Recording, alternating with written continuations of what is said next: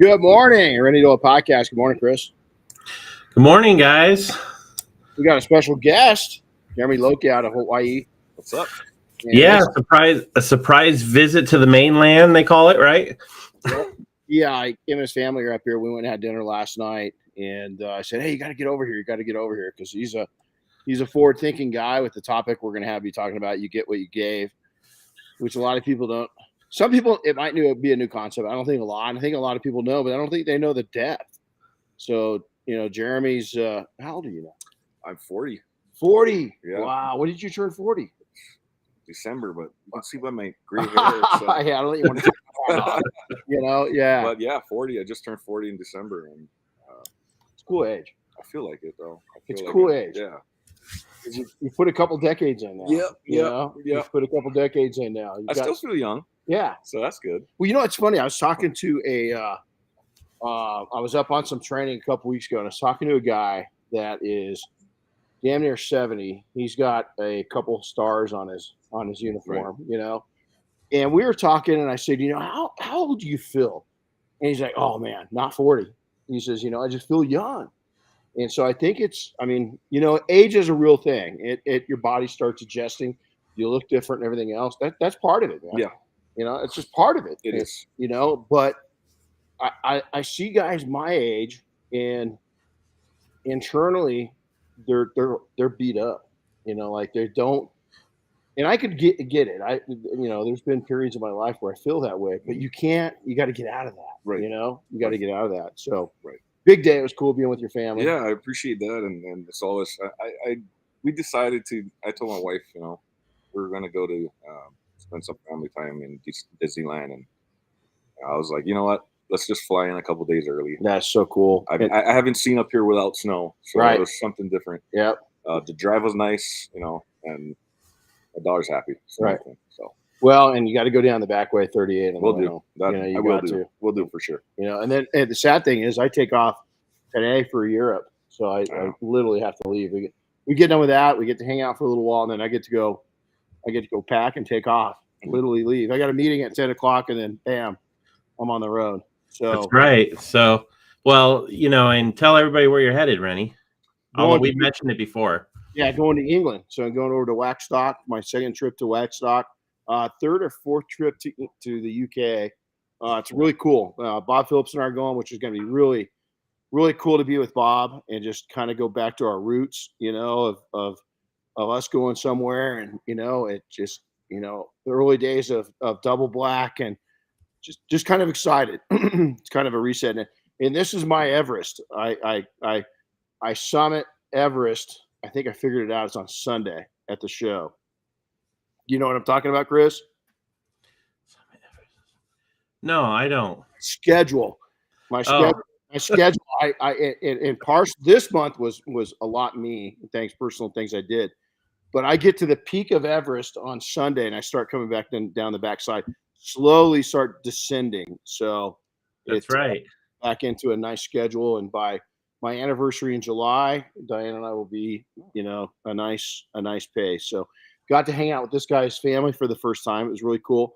We didn't have many choices of restaurants. Yeah. A lot of places were closed last night. We had a good dinner though. We did, and it was more. We won't even mention where we went. It's more about just, I know where you went. So where did you see a receipt or something? Well, I did, but I can guess anyway. Where'd we go? You went to good old Sizzler. We did. It was the only place open, man. Nostalgic, man. Yeah, it was. But I got to tell you, it was good. It was good. It was good. My wife thought so too. I mean, how many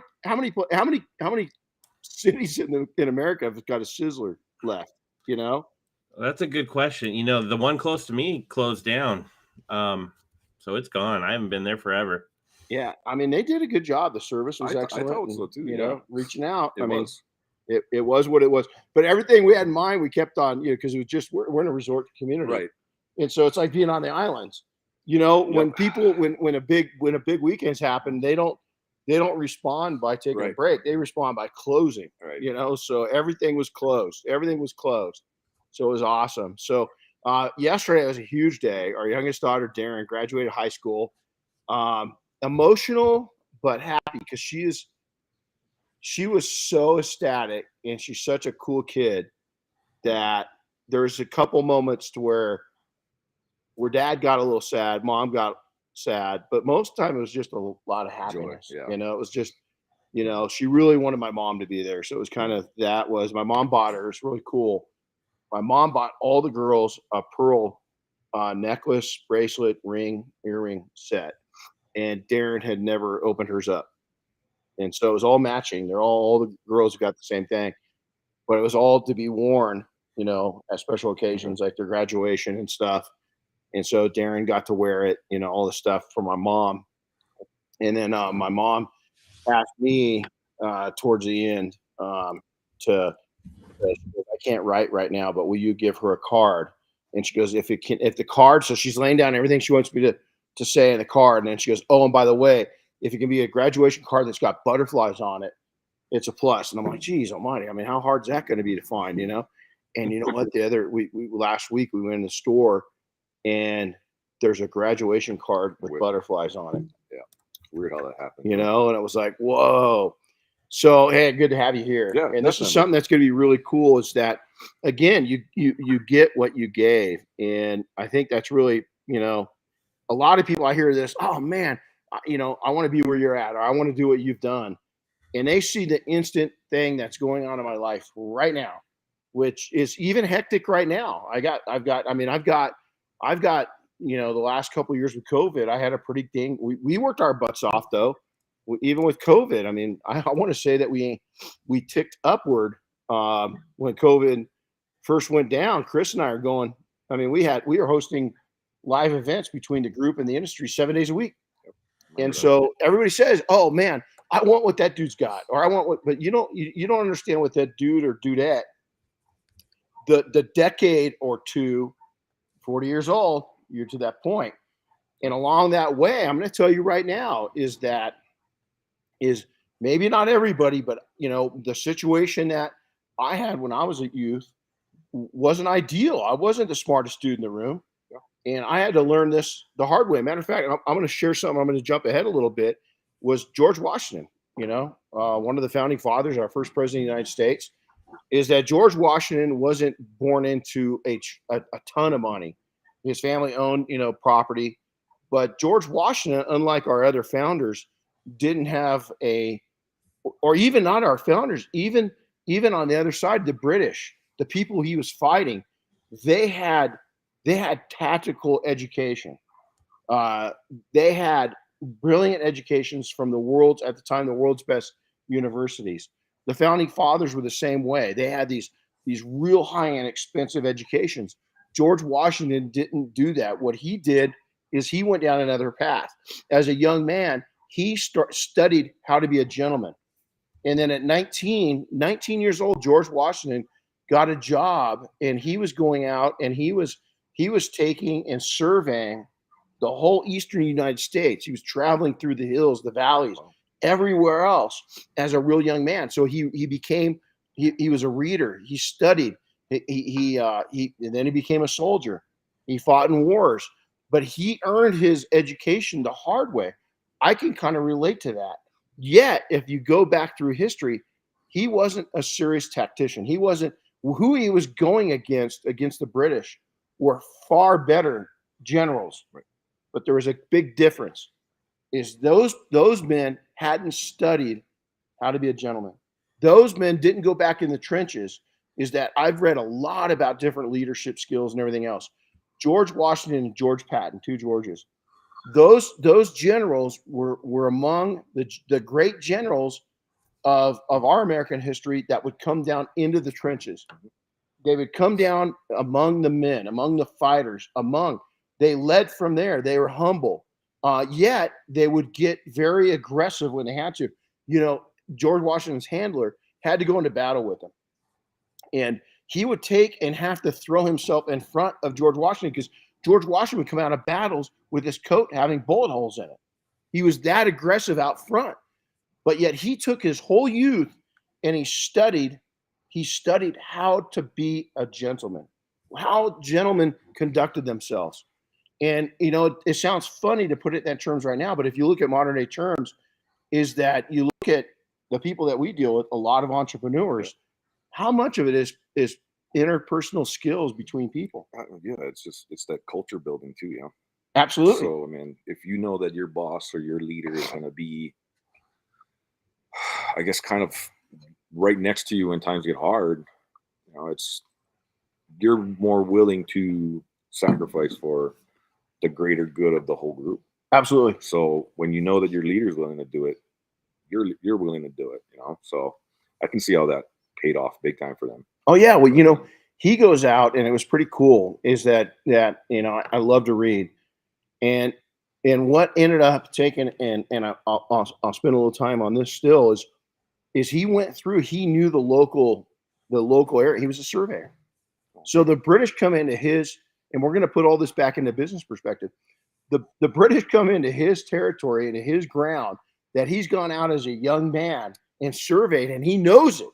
He knows it. He knows where all the hills, the high spots. Well, guess what?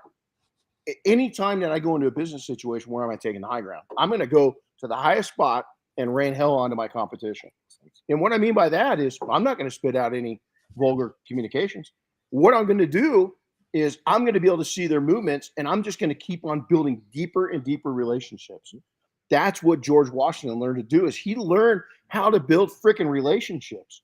Is that as a young man, he was going out and he was paying that all of his friends, and man, I can relate to that. I think you can too.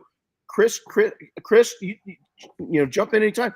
I remember as a young man, all my friends going out and partying, and I was going to meetings. I was learning business. I was going to multi-level marketing meetings and learning how all these people that they recruited are, how the hell did they get all these people to sell soap? How the hell did they motivate people to be? I mean, those were cool people. They were friendly people. I remember walking in these meetings, and there'd be a millionaire or two, and they come up and talk to this kid, and I was like, holy crap, how do I? And so I bought into it. Wasn't really interested in doing what they did, but I had to learn from them. So I bought in and paid the price, but the price I really paid was with my time. All my friends are out of the bar. Where am I? I'm doing that. All my friends. I didn't get into like any, management or self-help stuff like that when I was younger.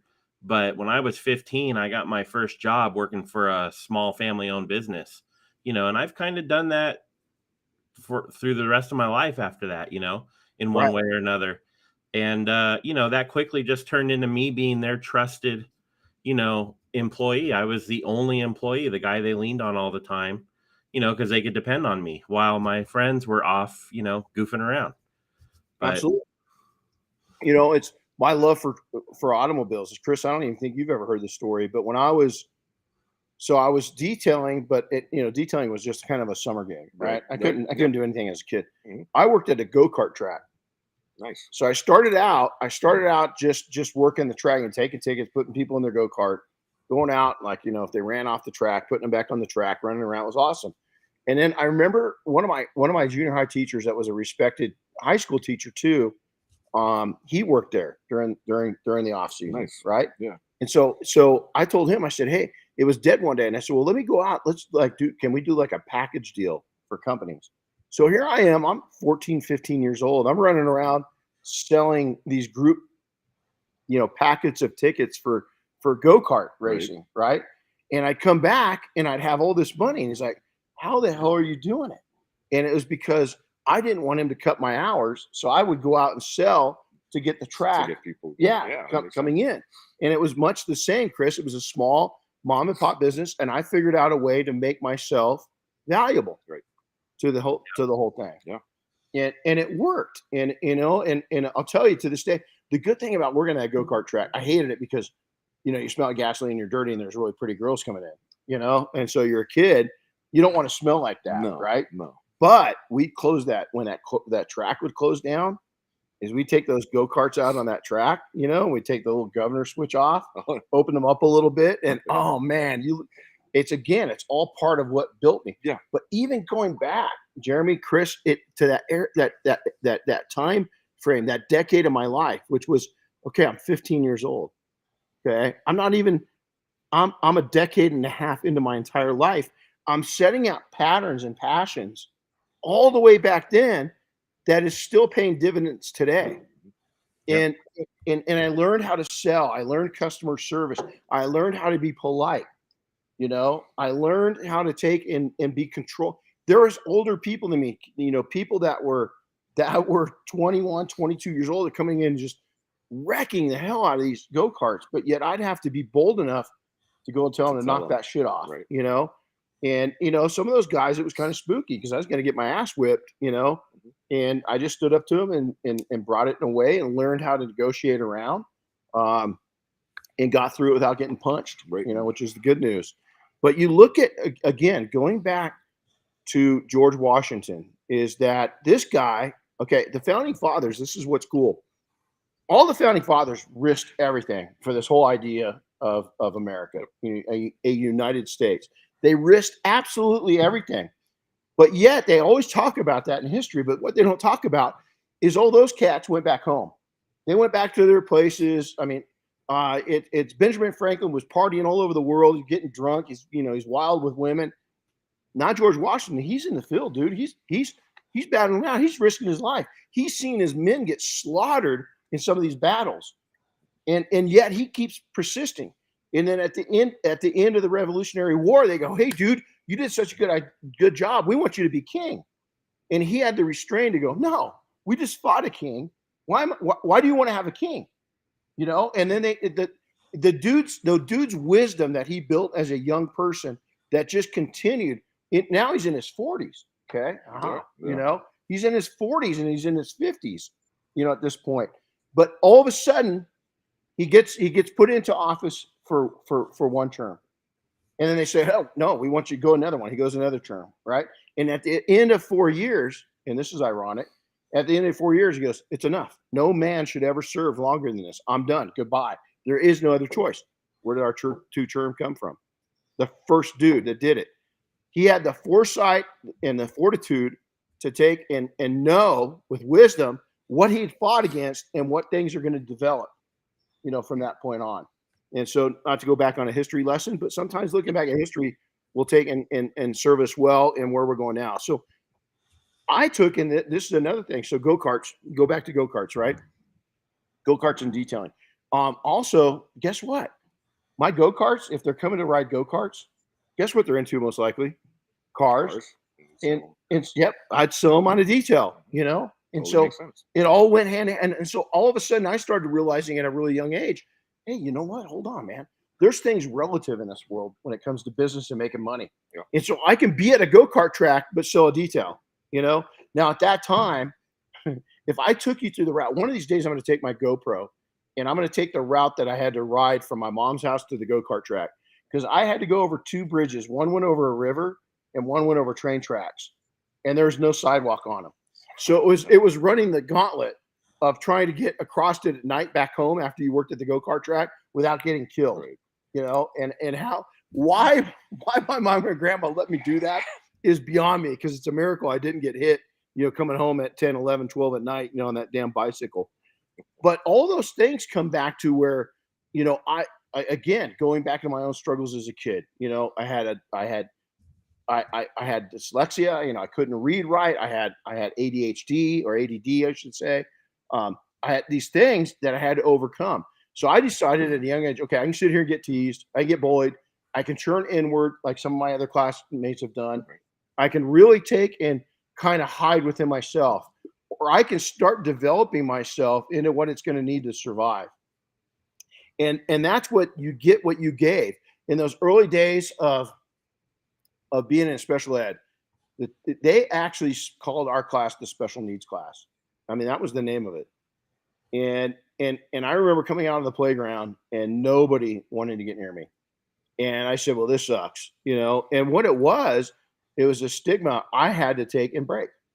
And so what I did is I kind of forced myself into those past relationships of the kids that were now shunning me and making fun of me. They saw that, hey man, my skill set and hide and go seek didn't change. My skill set in baseball, football, all these different things didn't change.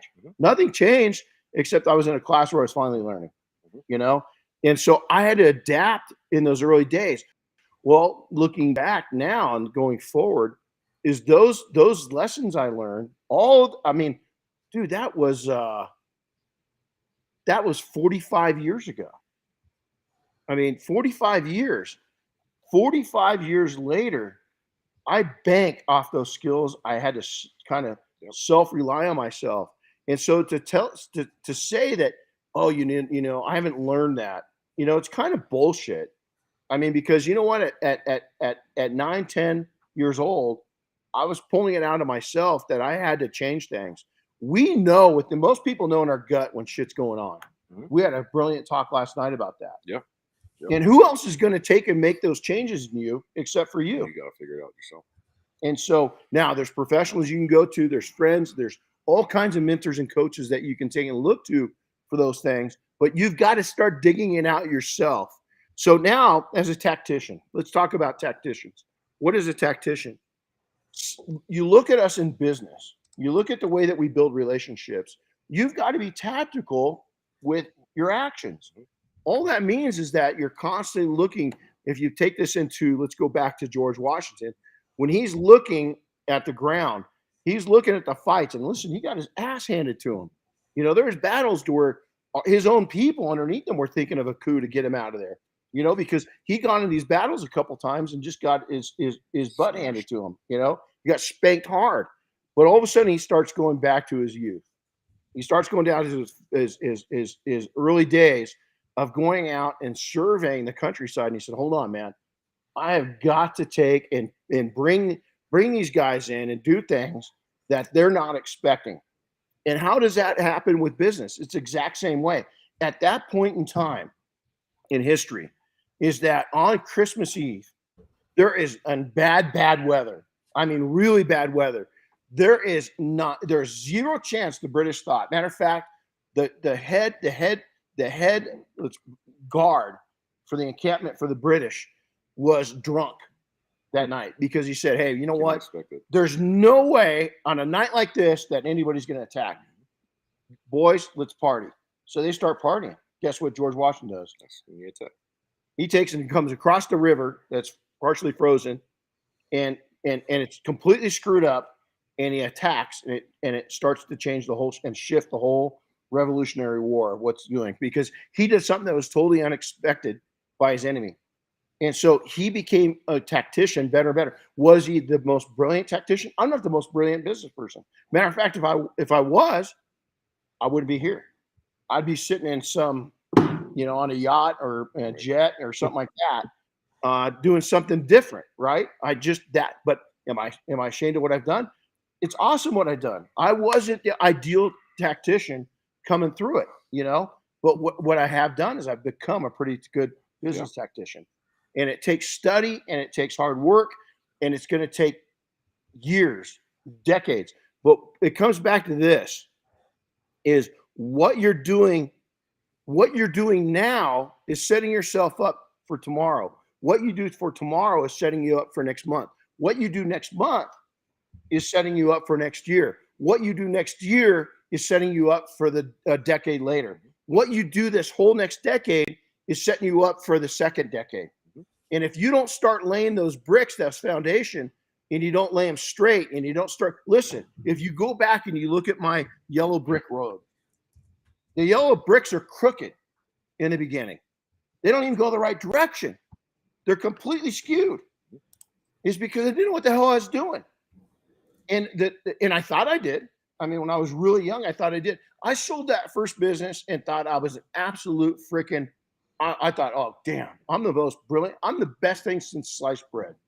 You know, this is going to be easy street. I just made this much money, this easy. No, I was clever, I was young, I was cute, and I got lucky. Straight up. That's what happened. After that, all of a sudden, I had my ass handed to me because I figured out, oh, shit, to compete at this level. These guys are all freaking college educated. I'm going against some people that really know business now, and I don't know as much as I thought I did. Yeah. I got a little luck. That's okay, because that luck took me to the next chapter. Yep. And learning from that to progress. And even I figured it out. You know, coming up here to train with you in 2018 was the start of my whole, I guess, journey of understanding not just this business, but business in general and life in general, because there's levels to everything, and you don't realize it, and you push yourself to a level that you think is up there, and then you realize it's like, I didn't even get to the second rung or of the whatever it is. So you open up your mind to thinking about, just the possibilities are endless, and you're only limited by your own beliefs. But sometimes we get frustrated with it because we want to do it so fast, like we're talking about now, and you get disappointed, you get discouraged, and you stop. And let me tell you, even when you get 40 years into your journey, you still get disappointed. Yeah. Even you still get flustered. I woke up this morning and I got 100 things to do. And oh, by the way, I gotta take off for Europe this afternoon. And I just sat down, I took a deep breath, and I went, deep breath. Look where I'm going. Look what I'm going to do. Look who I'm doing it with. You're coming this morning. I got this beautiful hunk of a man, Chris, on the other side. I woke up. My daughter graduated from high school, so you got to take the pity party and kind of dilute it down. And yeah, you get busy, you get crazy. That's your own control. You also control what goes in here. And if you feel yourself starting to stress out, then back off. Don't pump the brakes. Just back off the accelerator just a little bit. Take a little breath. Get out of the car, walk around, stretch, and get back in and go. I'm still hung up on how you said you were cute earlier. I am, dude. I'm adorable. I'm adorable. But the whole in a rush to succeed thing is real, right? I mean, I didn't have a lot of patience when I first started out in this industry, so I got discouraged, fairly early on. But what's interesting is, the last, 3 to 4 years that I've spent working alongside you now, if I had to go back and do that all over again, I mean, the stuff that I've witnessed and learned and just absorbed would change everything. It would be a whole different plan and process now. Yeah, it's anytime you're around and you change your surroundings and you get around so many entrepreneurs, it's like when I filmed Undercover Billionaire, of being around that team, not just the host itself, but the whole production team. Smart people, man. And it was a whole different outlook in life. But it's like, so Jerry, let's go back into your past a little bit. Okay. Firefighter. Okay. So what year did you become a firefighter? It's I want to say 08. Gotcha. Yeah. So it's been, almost 15 years. I just made 15 years. Yeah. And you remember your first, so you go through the academy, you get out, and that first day at the firehouse. You don't want to miss the truck. Right. Yeah. I mean, but it goes back to the basics. Now you look 10 years in and all the things you learned as a firefighter, and you remember that first call out, I mean, how excited were you? Scared, nervous, yep. Excited. I think, it took, like you said, build up, for me, it took me a while to figure out if I even wanted to do it. And, it probably took me about 5 years or 6 years to figure out if I really wanted to do it. And get the want to be there, I guess, because I guess that was something, like you said before too, is it's in you.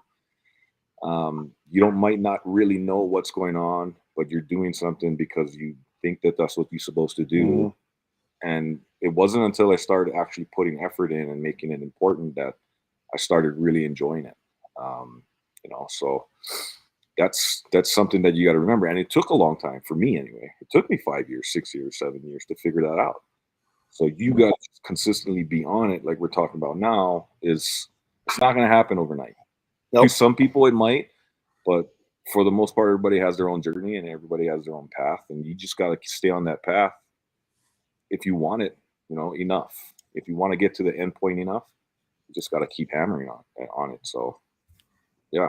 I remember the first I got on our team in December, and I remember going through all the training, and we'd gone out at that point. Is my life was all about hanging around with the experienced team members and getting the experience. And I remember in June I was cleared, so now I can go on missions, right? And I remember the first mission. I remember getting called out. There's a helicopter coming over right now. I remember being on the helicopter, and it was in July, and I remember getting in the helicopter and thinking, "Holy crap, we're going real. I mean, it's going down right now." And, you know, that I would say that the training took over and it calmed my mind. I didn't have enough training. Right. There was no real life experience, you know. I'm young and I'm excited, but I'm nervous, right? And then you have to figure out, you know, I'm watching. Well, I remember getting off and I remember being on the mission and we're a few days into it. And I remember one of the older team members coming up to me and he goes, "Hey, deep breath, take your time.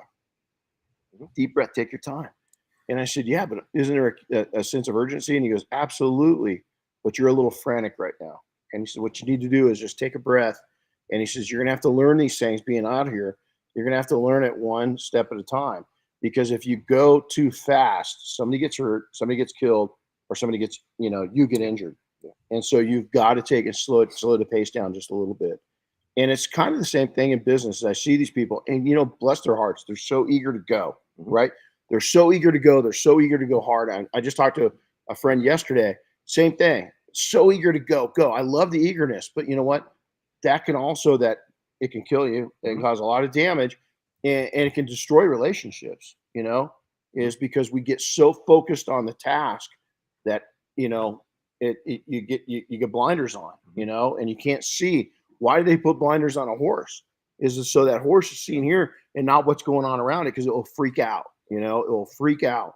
And it's the same thing with us. So my own story, and to chime in, because you've got really good, is I had setbacks at a really young age, you know, in my life. So many freaking people did, especially in the town where we came from. You know, it was just setbacks. And you know, it was either dads, in my case, with, you know, my parents just exploding before I even got, you know, before I was even born.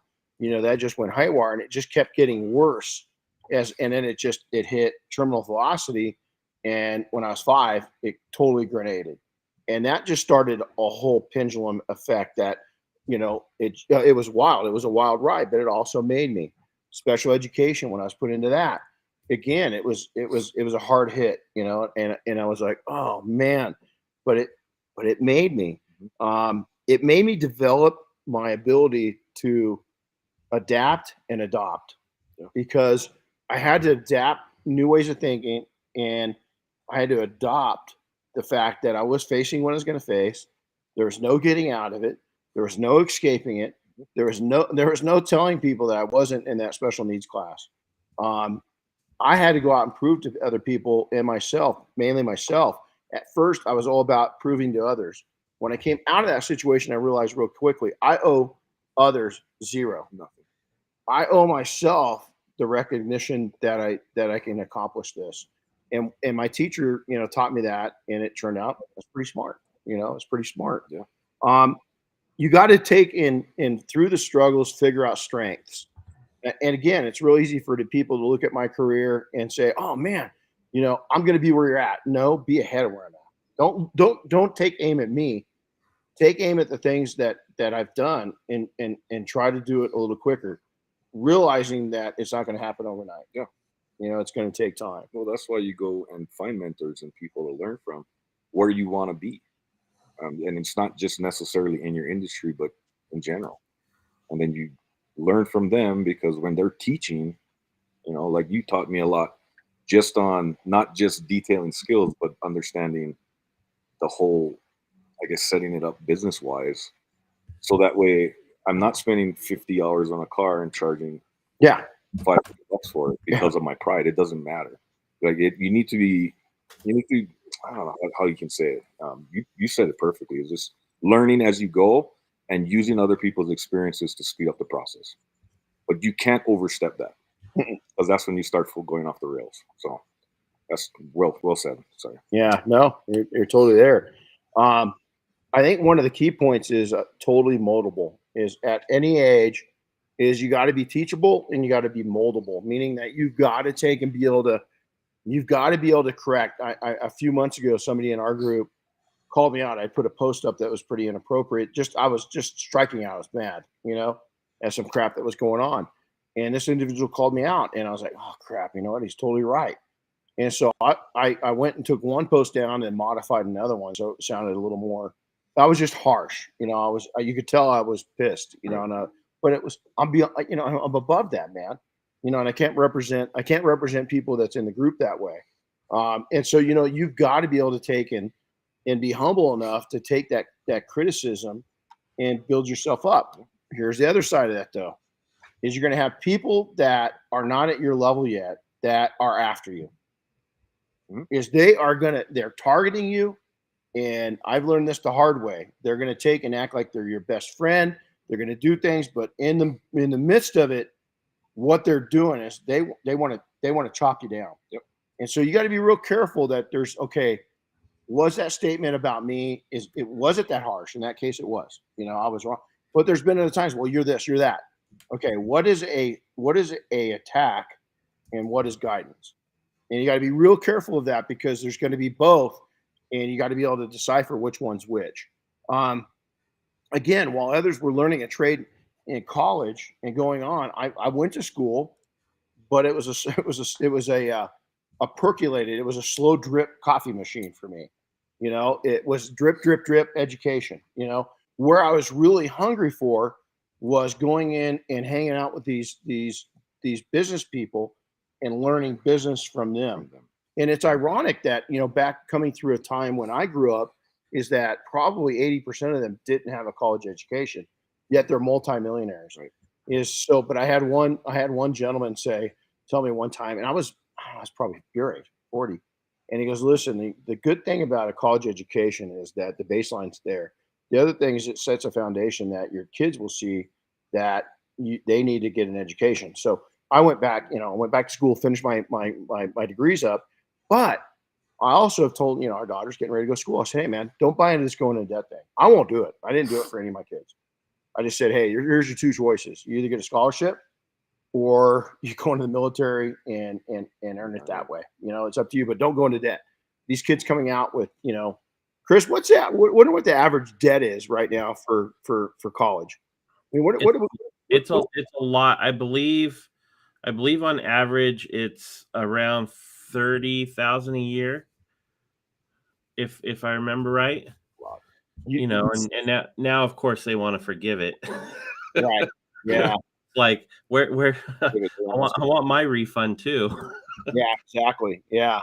Well, and again, I came up when I started college was relatively cheap. I mean, it really was. I mean, we paid as we went, so to say. I didn't go to fancy school, I mean, I didn't go, I just knew that wasn't in the cards, and so we were able back then to kind of pay for school. But now I look at, I was sitting in that graduation yesterday, and I'm looking and listening to all these kids' dreams and what they, our school is a relatively small high school, and what each kid said about their future.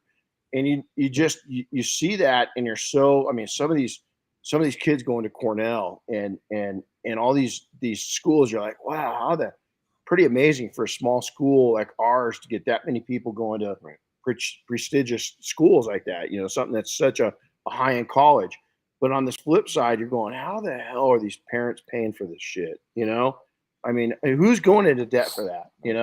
Because that there was there's one kid, full rights, Air Force Academy scholarship, So, I mean, you look at that and that, okay, parents did good, kid did good, all around, everybody did great. But on these other parents, man, I don't know. I mean, I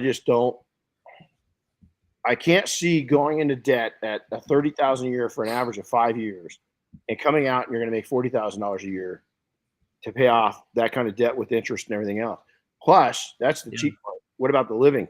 Well, 20 years ago when I did it, there was more of an advantage to going to school when you came out of school, and getting a better paying job. But today it seems like that advantage is less and less. Absolutely. My wife and I, we just finished paying off our student loans literally this last year. It took us that long, but part of it was, she ended up going back and getting her master's and stuff like that. So we added to it over the years as well. But she's a teacher. So, the payout is okay, but it's not like great. She's not making what other people with a master's make, Yeah. Hey, that's a great point. Here's the other perceived value of a teacher. Let me give you this.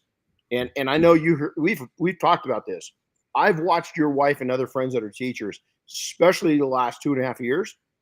with what we've gone through. Oh man, you're a teacher, easy street. Man, you get paid, you get summers off, you don't do shit. And I'm like, you are an ignorant person, because there's again, you get what you gave. Teachers today, I don't know, man. I think it'd be really hard pressed. I don't think I'd want to be any part of being a cop or a teacher, because they may only work 9 months a year when you take in all the time off they get, which is awesome that they do. But my goodness, they are working for 9 months of the year. I mean, they are really working. I'll tell you, just last night, it was 12:30 and I rolled over in bed and she still wasn't there. Yep. So, it's again, but it's, you get what you gave. Teachers, especially good teachers, like your wife is, our friends that are teachers that really, really care. And the crap that they're getting thrown back at them right now is unbelievable. It's same law enforcement. I just wouldn't want to be it right now. So people see success, wealth, fame. They usually don't see the depth of the debt that was paid for these individuals to get here. It is signing a contract with the devil in a lot of cases. You look at, I was talking to Glenn Stern, was the host of Undercover Billionaire, and him and it was pretty fun. We got thrown off the set a couple times because we're getting a little out. This guy's a self-made billionaire, but you could see where he's in here from great guy, great wife, great life, but him opening up to me and telling me about some of the struggles he's had in life. There was great debt to get where he's at. I mean, there was a great price to pay. People say, "Oh, it must be nice to have a yacht and a ship." I want no part of that, and it's because I've worked on enough of that stuff where I know how expensive it is. And all you have to listen. I've said this many times. You don't own things; things own you, and you're constantly working for things to pay things off and to do things. There's a point in your life to where you got to take and evaluate. Is that really worth it? You got to know what you want. You got to have that plan. Be able to stick in that plan. Absolutely. So Diane and I are, new into the horse thing. Both of us are riding quite a bit. And there's a saying that I've learned, and boy, if it's not true, horses win your heart and empty your pocket.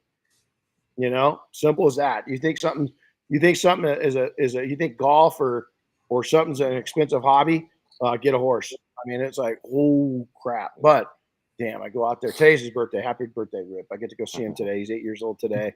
But I was out with them yesterday just for a little while, and it was pretty amazing because we worked out really hard. And when I got done, to have him follow me around, and I got on my phone for 2 seconds with Diane, and he came over and knocked the phone. He was like, "No, this is my time. I want my time with you." It's pretty cool. But they don't see the hours. People don't see the hours, the days, the weeks, the months, and the visioning that happens is that people say, even a podcast, even ours, my goal is not to have, and maybe it's short-sightedness, but I don't want a Joe Rogan. I mean, that's never been my target. My target is to take and reach one person every time we come on, that Chris and I come on to this. It's always been that simple. And we accomplish that because we hear from it. Is it going to be number one? I'm not competing with other people for that. I'm not looking for awards. I'm not looking for anything. I'm looking at changing one life every time we come on and we do one of these things. That's all I want. It's a simple process. Is that here's what you don't see. You don't see the education they've done. How much time do we all spend in the off hours? People, is to be direct. I don't have any. I will tell you this. My mind's always going. Even somebody will say something. I'll be working out, and all of a sudden somebody will say something. And I go, "Oh my God, that's a great subject to look into, to read into." I was taking and listening to a person, and they mentioned George Washington and his habits, and I said, "You know what? I'm going to get a couple books and read up on George Washington, or listen up on George Washington."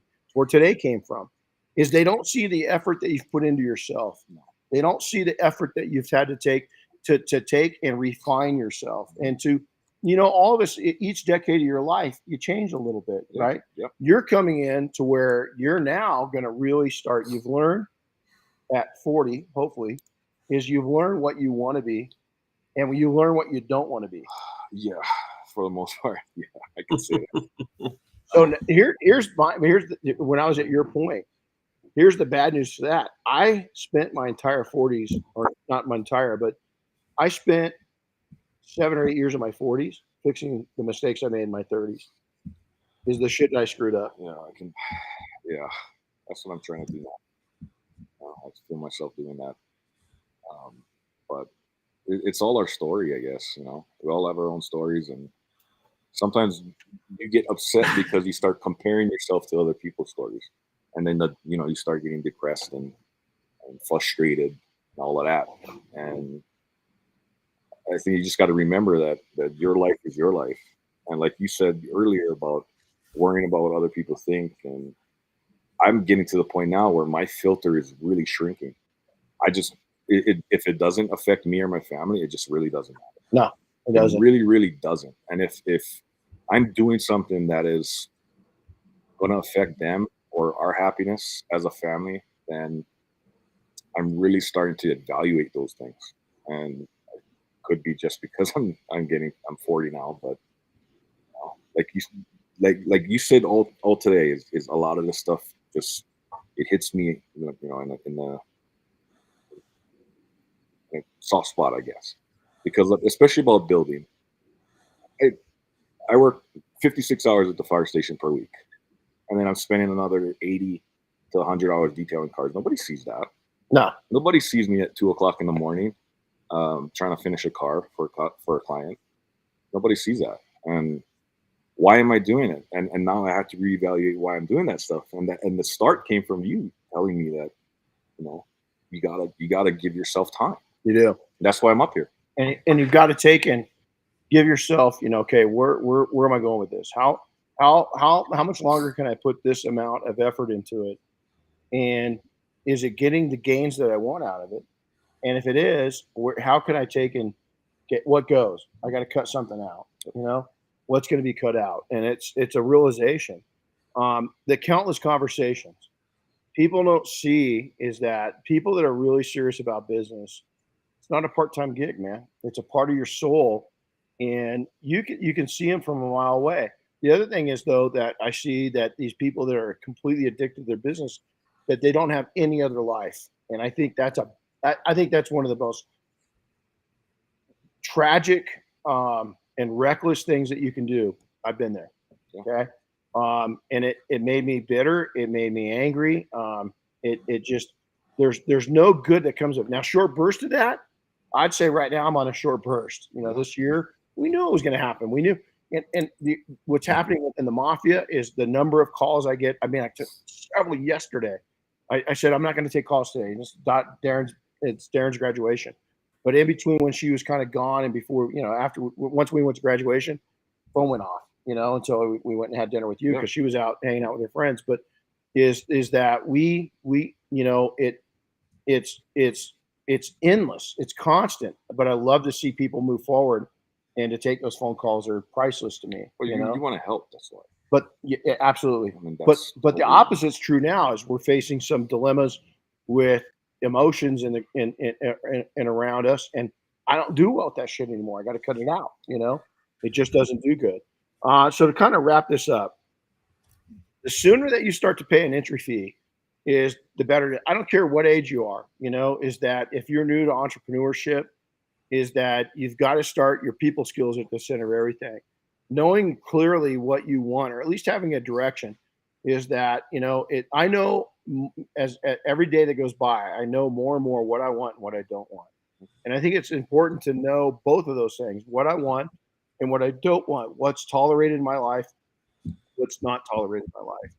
But the sooner that you can hone in your own personal skills with other people, your people skills, and the sooner that you can attach yourself, you just mentioned it, to mentors, and also don't be afraid of this, is that, in our group, we get so many young people. We had a young man, 15 years old, on the podcast, the week before last, right?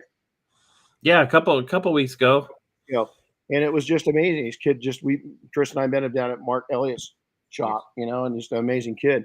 But, and then last week we had this thing on followership, and I got a lot of questions on that. Is why would you ever be a follower? I heard that a few times. Is that why would you not? I mean, I've had some amazing people that were bosses and some people that weren't so amazing.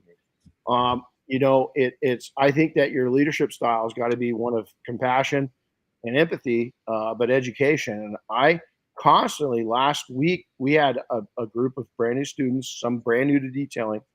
And I want to tell you, I took away so much from that group. I do. Every single time we have a training, I take so much away. But there was a couple of statements made during last week that I wrote down. And if you can't come back into that position easily, something's wrong. You want to make it easy to take and come back into that position. So start paying ahead, push ahead, pay it forward, help the other people do it. But when you look at somebody that has achieved something you want, realize it didn't come easily. Go pick them. I always tell people this that I coach and mentor. When you come across somebody you're doing business with, at the conclusion of that business, ask them one question and one question only, and do it with absolute respect. Say, I honor. It looks like you've done very well for yourself. What one small piece of advice would you give a young entrepreneur or a new entrepreneur? Ask them that one thing. A lot of times, probably half the people you're gonna see their vision shift a little bit. They're gonna think back, and they're gonna share some magic with you. But be respectful of their time. Every time you're around them, ask that same question again, and see what they come up with. That was one of the secrets of me learning more and more of what I needed to become what I wanted to become. To go the direction I wanted to, and it was pretty magical. So. All right. Well, Chris, that's all we got. So thanks, dude. Appreciate it. Thank you. And thank everybody, for having me, Chris. Yeah. Surprise. Yeah. Surprise. Awesome. So off to Waxstock you go. And then what do you call it? We've got a few members of Team PNS that are going to be at SDC this weekend. Yep. Right. Yeah. And then we come back from that the very next week after that. So not next week, but the week after, we've got a Auto Geek event up at PNS headquarters.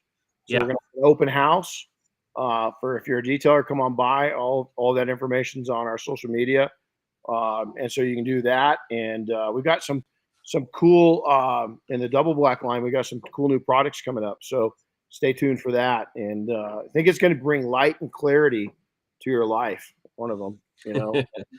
In fact, I'm not going to spill the beans on what any of them are, but over the next few months, you could expect to see, I think, 4 new double black products coming out. Yeah, we're on the move, and we've got some other things planned for SEMA, of releases and so forth. So it's gonna be cool to have Bob and I locked up in England for a few days and on planes, trains, and automobiles, to be able to kind of talk and figure out, what we're going to do that's going to be fun. But, we got our big party in SEMA that we're planning right now on Wednesday night, at SEMA.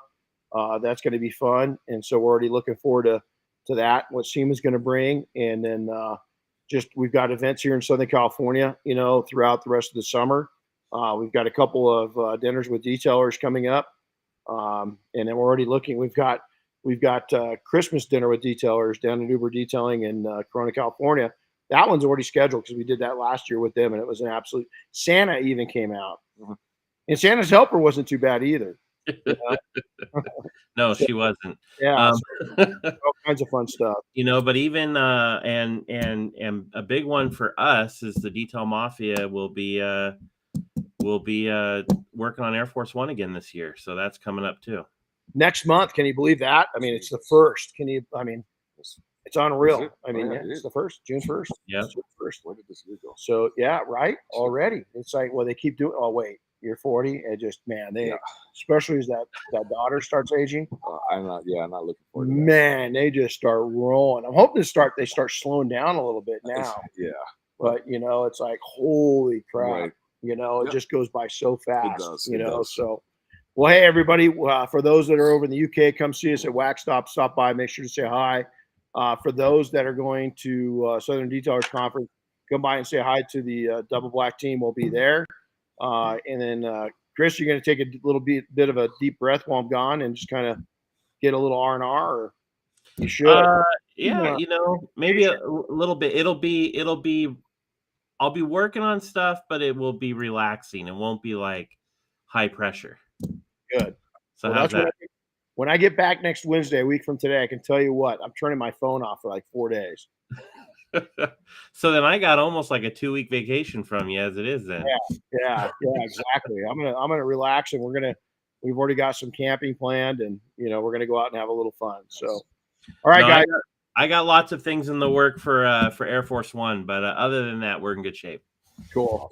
Well, hey, you guys take care, man. Again, go out and build up what you're doing by working on it today. So it's not what you're doing, in the future. It's you got to start laying those bricks down right now and start building those solid foundations. Not a weak foundation, a solid foundation.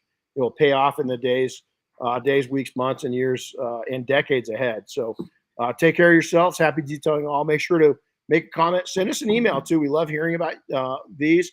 Any topics that you want to hear, and make sure to share this. We'd love to have you share it on your feed, and we'll talk to you soon. We'll see you in the UK. Adios. All right. Have a good one.